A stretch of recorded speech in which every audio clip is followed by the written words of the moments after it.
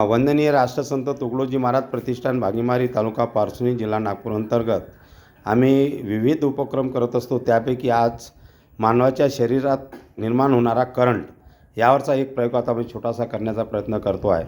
तर विजयरावजी भड यांनी हा इलेक्ट्रिक करंट कसा तयार होतो हे त्यांनी करून दाखवलेलं आहे। यावरती आता आपण बघूया।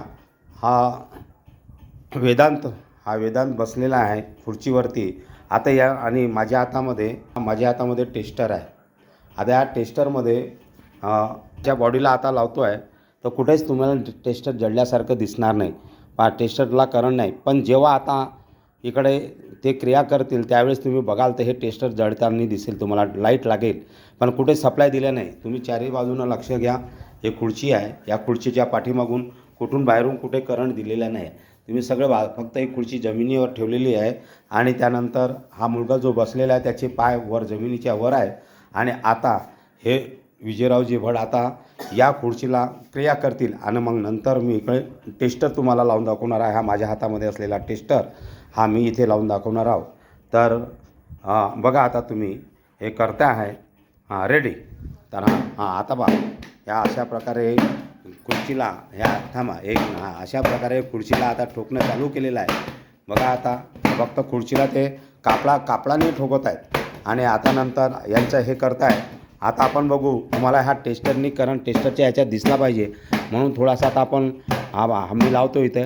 त्याने हात वर केला। आत्ता हात तसाच ठेवा, हात काढू नको।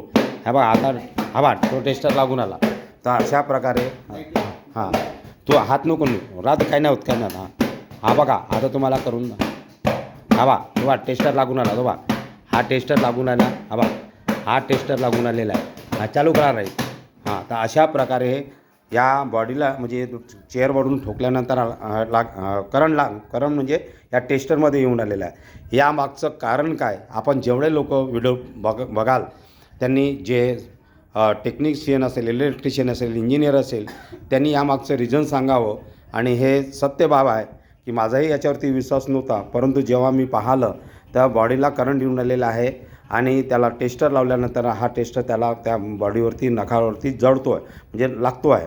तरी यामागचं कारण काय आणि कारण शोधा आणि सांगा, कॉमेंट करा, लाईक करा, शेअर करा आणि इतरांना याची माहिती द्या। धन्यवाद। मी बबलू कुमारी, तालुका पारसुणी, जिल्हा नागपूर। जय गुरुदेव, जय गुरुदेव।